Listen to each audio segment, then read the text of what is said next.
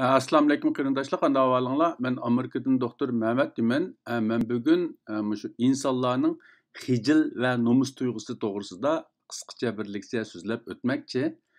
Men bu leksiyada asosliqi shu insonlarningki xijil va nomus tuyg'usi kam bo'lgan vaqtida qanday bo'ldi, kuchlik bo'lgan vaqtida qanday bo'ldi, ularningki konkret ifodalari va bu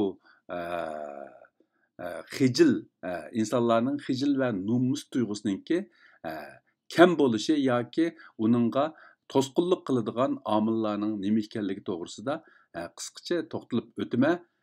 Tövəndə diqqətinizlər leksiyanın təfsilatında bo'lsin. İnsanların xijil və nomus tuyg'usi deganda insonlar o'sal holga tushib qolganda va yoki o'ziga atrofidagi kishilarga yuz kelolmaydigan ish qilganda paydo bo'ladigan rohatsiz va yoki gunohkorlik his qilishni ko'zda tutadi. İnsanlarning xijil va nomus tuyg'usi insonlarning ojizligi, kamchiligi, aybi, xatoligi va yoki axloqsizligi o'tirg'i chiqib qilishi bilan munosabatlik bo'lgan qo'rqish, andisha qilish, rahatsizlik yoki xo'rliq his qilish tuyg'usidir. İnsanlarning xijil va nomus tuyg'usi bir xil salbiy his tuyg'u bo'lib, uning natijasi ba'zida pozitiv yoki aktiv bo'lsa, ba'zida negativ yoki pasiv bo'ladi. İnsanlarning xijil va nomus tuyg'usi insonlarning so'z, harakati va qilmishini kontrol qiladigan axloq o'lchimi bo'lib, agar u bak kuchlik bo'lganda o'zini haddidan ziyoda va yoki behuda ayblashni keltirib chiqardi. Natijada u passiv yoki negativ rol o'ynaydi. İnsanlarning xijil va nomus tuyg'usining turlari. İnsanlarning xijil va nomus tuyg'usini uning salbiy yoki ijobiyligiga qarab sog'lom bo'lgan nomus tuyg'usi va sog'lom bo'lmagan nomus tuyg'usi deb ikki cho'ng turga ayirish mumkin. Ham shundaqla nomus tuyg'usining davomlashish ahvoliga qarab qisqa muddatlik nomus tuyg'usi va uzunga so'zilgan so'ralma xarakterlik nomus tuyg'usi deb ikki cho'ng turga ayirish mumkin.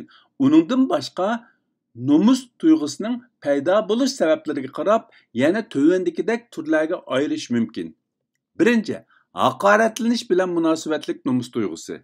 Ikkinchisi, mag'lubiyat bilan munosabatlik nomus tuyg'usi. Uchinchisi, xatolik va axloqsizlik bilan munosabatlik nomus tuyg'usi. To'rtinchisi, notanish muhit yoki notanish kishilar bilan munosabatlik nomus xijolat tuyg'usi. Beshinchisi, yaqin, tonish, hurmat qiladigan, aymangan kishilar bilan munosabatlik nomus va xijolat tuyg'usi. Oltinchisi, iqtidor va qobiliyat bilan munosabatlik nomus va xijolat tuyg'usi. Yettinchisi, yaklanish, chetki qilish, jamoat ichiga olmaslik bilan munosabatlik nomus tuyg'usi. Mana bular shu nomus tuyg'usiningki o'xshamagan turlari bo'lib, ba'zi mutaxassislar balkim uningdan boshqa texmi inchki turlarga ayirish mumkin. İnsanlarning sog'lom nomus tuyg'usiningki ijobiy ta'sirlari qanday bo'ldi yoki insonlarning sog'lom nomus tuyg'usiningki ijobiy ta'siri nimalardan iborat degan vaqtida birinchisi kishilarni o'zini so'raydigan va qoida yo'sinlarga ongliq bo'ysunadigan qilishi mumkin. Ikkinchisi, kishilarni o'ziga talabni qattiq qo'yadigan va mas'uliyatchan qilishi mumkin. Uchinchisi, kishilarning g'ururliq, tirishchan bo'lishiga va muvaffaqiyat qozonishga turtki bo'lishi mumkin.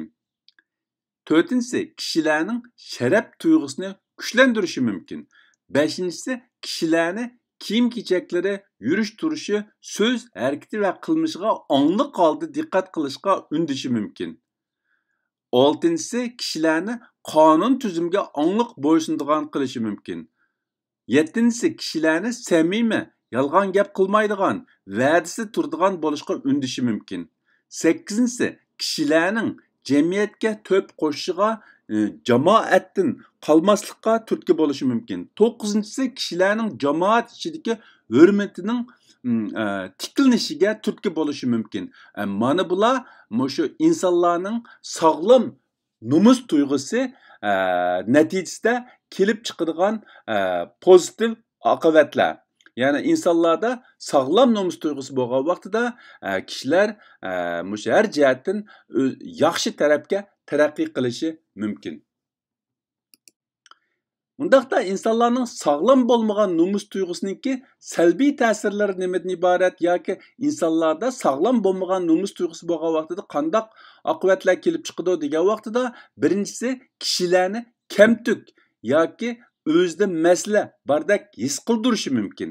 Ikkinchisi jamoatdan o'zini qochirishni keltirib chiqarishi mumkin. Uchinchisi nomus xijil tuyg'usi ustidan g'olib kelish uchun aroq ve zərlik çekimlikке berilishni keltirib chiqarishi mumkin. Yani bu kishilar bek xijil, bek nomus qiladigan bo'lg'achqa jamoat bilan yiqilish qiyin bo'lib, jamoat bilan yiqilishish uchun o'zini aroqlarga zo'rlashi mumkin. To'rtinchisi o'ziga bo'lgan ishonchsizlik ve tushkunlikni keltirib chiqarishi mumkin. Beshinchisi boshqalarning ko'ziga ilmasligiga, inkor qilishiga sabab bo'lishi mumkin. Oltinchisi boshqalar tarafidan bo'zaq qilinishga sabab bo'lishi mumkin.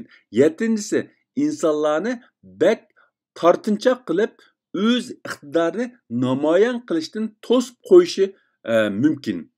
Sakkizinchisi hayotni ma'nisiz, ahamiyatsiz ve o'zini yolg'iz his qildirishi mumkin.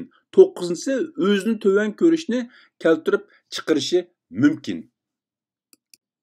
10-si boshqalarga ishonishni qiyinlashtirishi mumkin. 11-si o'ziga ziyoda talab qo'yishni va mukammallik talab qilishni keltirib chiqarishi mumkin.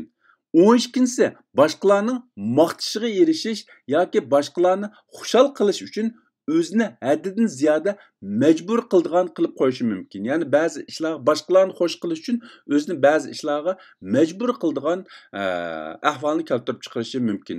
13-si xato gap qilib qo'yishdan bek andish qilib so'zlashdan o'zini qochirdigan yoki so'zlashdan qo'rqadigan qilib qo'yishi mumkin. 14-si haddidan ziyoda ehtiyot ve andish qiladigan, haddidan ziyoda jiddiylashadigan, haddidan ziyoda tozliqqa rioya qiladigan qilib qo'yishi mumkin. 15-si o'zini haddidan ziyoda qoida yo'sulliq bo'lishga majburlashni keltirib chiqarishi mumkin. Mana bular insonlarningki sog'lom bo'lmagan nomus tuyg'usi kuchlik bo'lgan vaqtida keltirib chiqadigan yomon oqibatlar.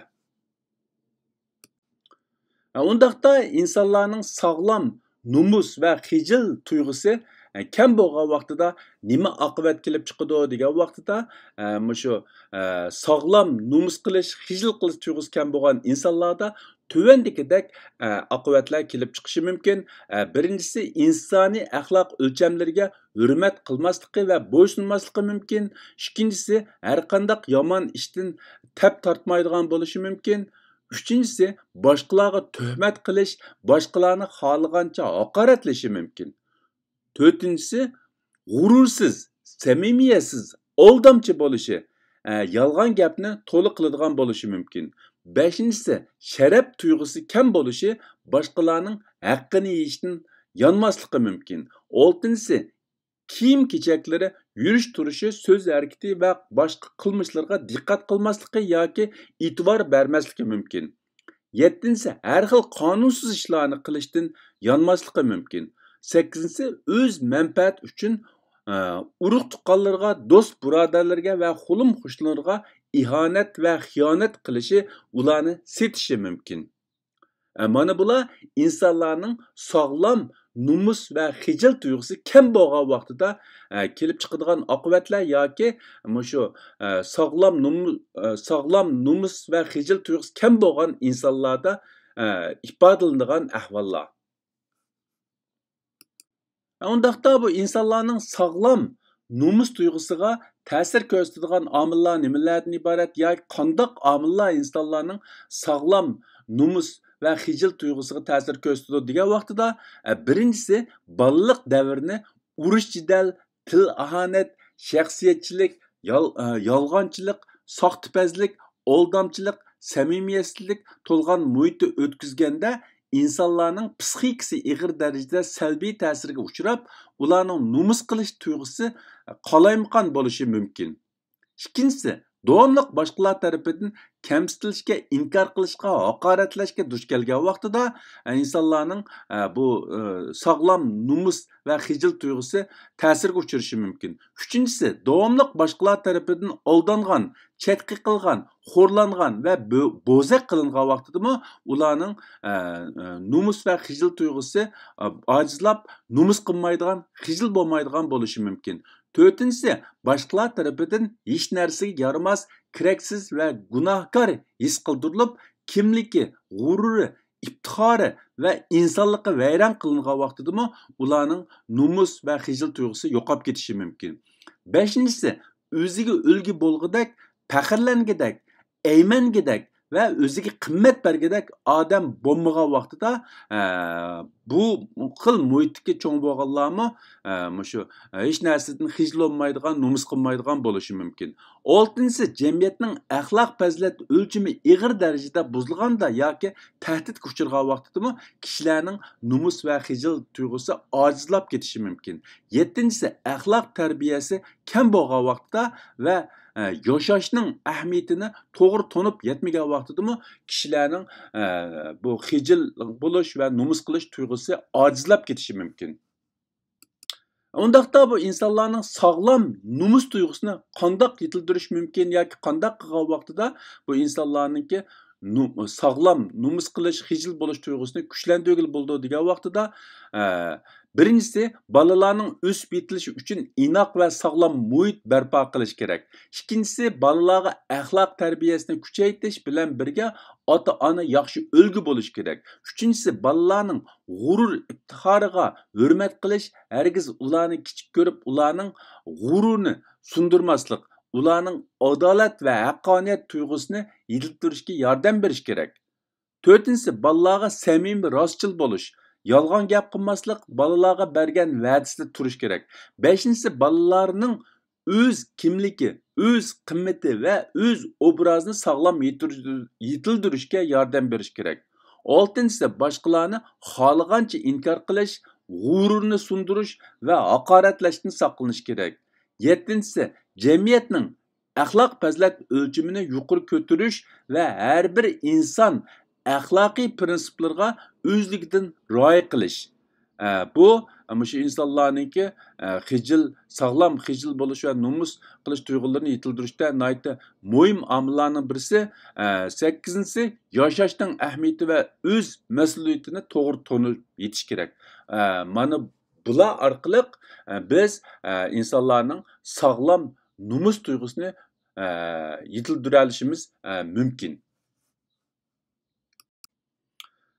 Bugungi bu insonlarningki xijil va nomus tuyg'usi to'g'risidagi qisqa leksiyani bu yerda oxirlashtirmoqchi. Hammanglarning diqqat berganinglar ko'pdan ko'p rahmat. Ko'rishguncha omon bo'linglar. Xayr xo'sh. Allohga omonat.